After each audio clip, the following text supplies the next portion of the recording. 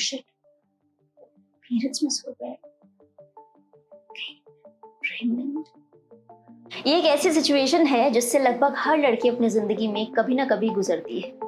अगर आप मैरिड हैं और आपको बच्चा नहीं चाहिए तो आपके लिए चीजें डिफिकल्ट हो सकती है, लेकिन जरा उस लड़की के बारे में सोचिए जो अनमैरिड है और इस सिचुएशन को फेस कर रही है। प्रॉब्लम्स का अंत ही नहीं है, क्योंकि इस प्रेशर को केवल वही लड़की समझ सकती है। अपने करियर से लेकर पेरेंट्स की इज्जत तक तरह तरह के ख्याल उसके जहन में घर करते हैं। अगर आप या आपके दोस्त ऐसी ही सिचुएशन से निकल रही है तो इस सिचुएशन में क्या करना सही है, आइए आज इस पर बात करते हैं खुलकर।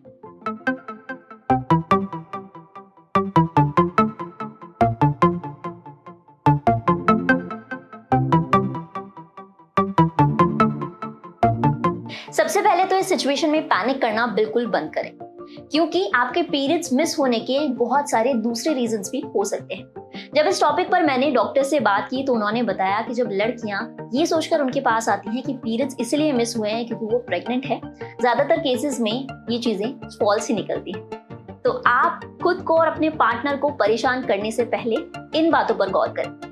आपके पीरियड्स मिस होने के कई दूसरे कारण हो सकते हैं, जिनमें सबसे पहला है पीसीओडी, दूसरा है प्रोलेक्टिन हार्मोन का बढ़ना, तीसरा है हीमोग्लोबिन का कम होना, क्योंकि अगर आपके शरीर में खून है ही नहीं तो निकलेगा कैसे, और चौथा और बहुत बड़ा कॉज है स्ट्रेस। स्ट्रेस महिलाओं को बहुत ही अलग तरीके से इम्पैक्ट करता है, क्योंकि महिलाएं हार्मोन्स के लिए काफी फ्रेजिल होती हैं। इसी वजह से अगर उनको थोड़ी सी भी स्ट्रेस होती है तो इसका असर उनकी बॉडी पर काफी बढ़ चढ़ कर देखने के लिए मिलता है। तो अगर आपके पर्सनल या फिर प्रोफेशनल लाइफ में किसी भी तरीके की ऊंच नीच चल रही है तो हो सकता है कि यही कारण है जिसकी वजह से आपके पीरियड्स लेट हुए हैं।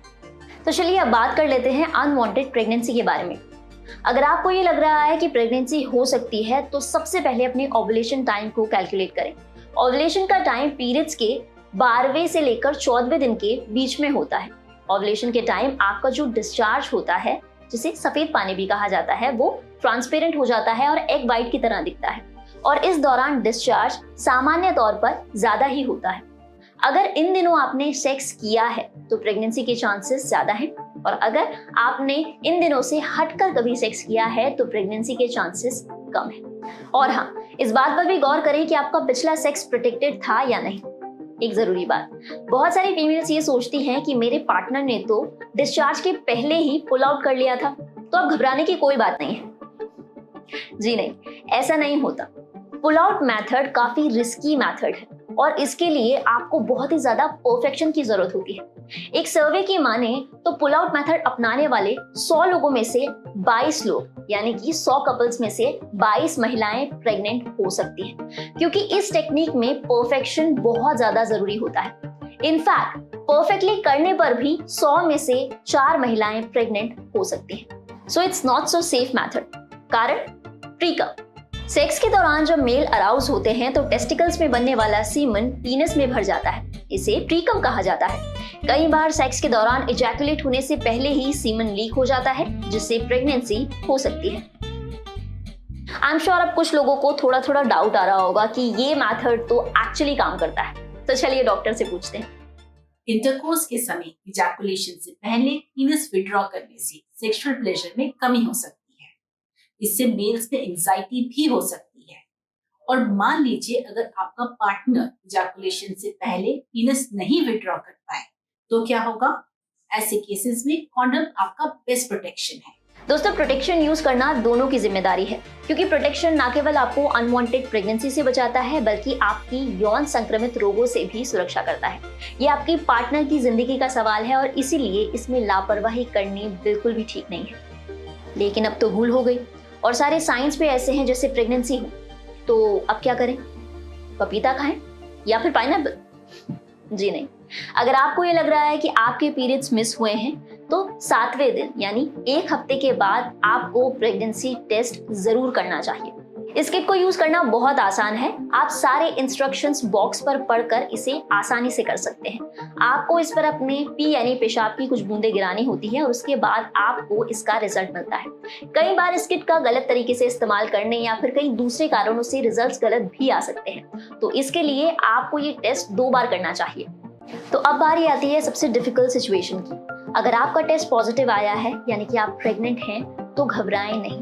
प्रेगनेंसी से फ्री होने के कई सारे ऑप्शंस आपके पास अवेलेबल हैं। चलिए डॉक्टर से बात करते हैं इन ऑप्शंस के बारे में। अगर आप सेक्सुअली एक्टिव हैं तो बर्थ कंट्रोल यूज करना बहुत जरूरी है। मान लीजिए इसके बावजूद भी आपको अनवांटेड प्रेगनेंसी हो जाती है तो उसके लिए भी आपके पास उपाय उपलब्ध हैं।